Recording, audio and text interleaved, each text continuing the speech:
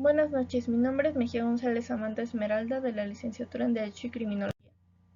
En este trabajo correspondiente a la experiencia de aprendizaje de la unidad número 2, titulada Diseño de la Investigación, voy a elaborar un video sobre el tema El feminismo y sus desafíos en México a lo largo de los años. Mi problema de investigación es el feminismo y sus desafíos en México a lo largo de los años.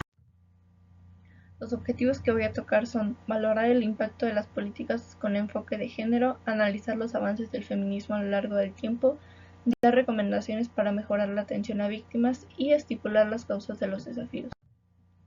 Ahora bien, la justificación es que el feminismo es una parte importante en la historia de México, ya que con él se logra el reconocimiento y la tipificación de delitos que ocurren por cuestiones de género.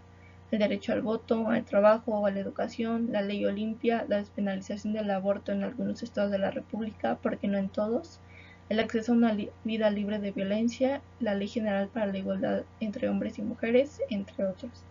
La justificación de esta investigación se establece en visibilizar aún más los desafíos que ha presentado el feminismo para que exista equidad e igualdad entre hombres y mujeres.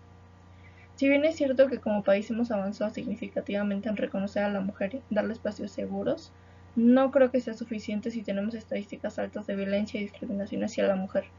Con este estudio busco presentar que a pesar de que la lucha por la igualdad y la equidad se inició hace muchos años, aún seguimos teniendo tropiezos y retrocesos como sociedad al revictimizar, señalar primero a las víctimas antes que a los agresores y no aprobar el aborto en algunos estados.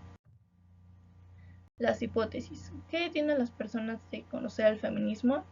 Yo pienso que como principal factor está la crianza, ya que México es un país sumamente machista, por lo tanto, eso se nos enseña desde la crianza, a no tomar en cuenta la palabra de mamá porque papá tiene la autoridad, atender a los hombres de la familia cuando hay eventos, etc.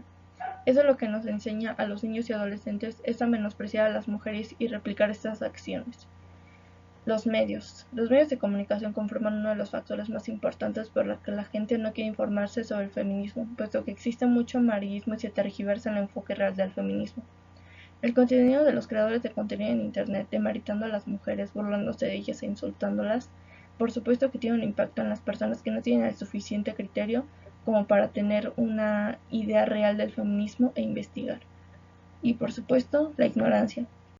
Hay parte de la población que le da igual y prefiere no informarse, cosa que también está mal porque no tomas conocimiento sobre los aportes que ha tenido el feminismo para que las mujeres hoy podamos ser un poco más libres. El marco teórico. El objetivo del feminismo es que se reconozcan y se respeten los derechos de las mujeres.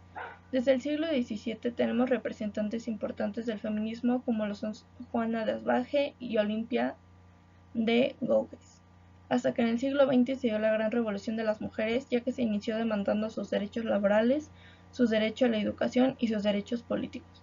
En 1856, 81 mujeres pidieron al Congreso Constituyente que les reconocieran sus derechos políticos, a lo cual ese mismo año, el 10 de julio, el diputado Ignacio Ramírez rechazó porque no eran temas fundamentales. Otro de los factores que permitió que siguiera habiendo la discriminación hacia las mujeres es que la Iglesia era la que formaba nuestra población. La Iglesia educaba, pero no para bien, porque nos inculcó que la mujer debía ser sumisa ante el hombre y obedecerlo. Poco después se abrió una escuela para señoritas en las que se enseñaba lo mismo que a los hombres. Conforme las mujeres iban teniendo acceso a la educación superior, como lo es la universidad, empezó a tomar poder la idea de la liberación femenina. En 1920 se creó la revista La Mujer, la cual se consideraba como una asociación feminista. En este punto el feminismo era considerado como un movimiento que le devolvería su lugar en la sociedad a la mujer, lo cual también buscaba quitar al hombre de su posición y que la mujer lo tomaba. Esto era un movimiento radical. En 1922 Felipe Carrillo, gobernador de Yucatán, se puso a la vanguardia en la participación política de las mujeres en México. El gobernador de San Luis Potosí, Rafael Nieto, en 1923 reconoció también los derechos electorales de las mujeres.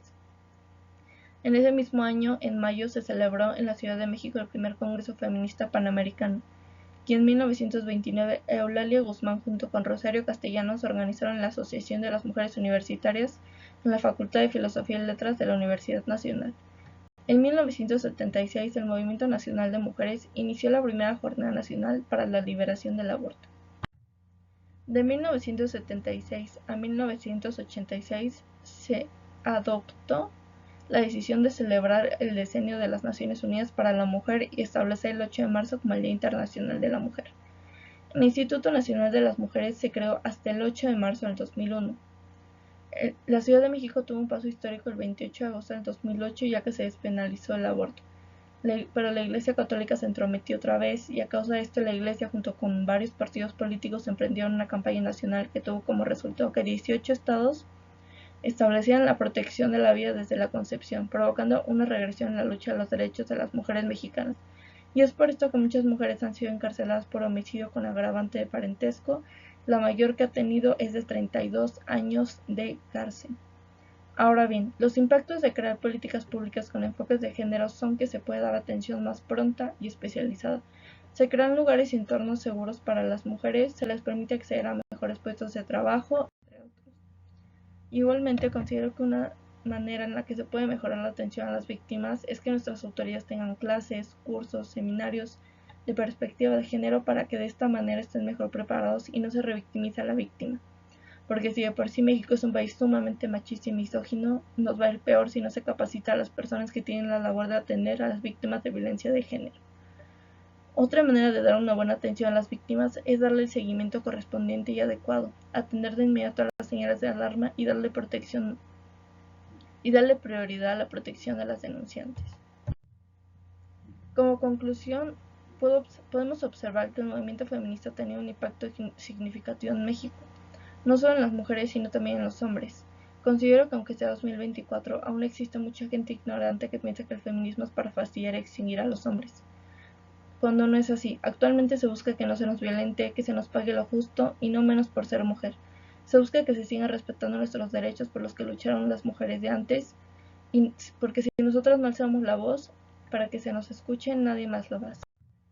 Gracias.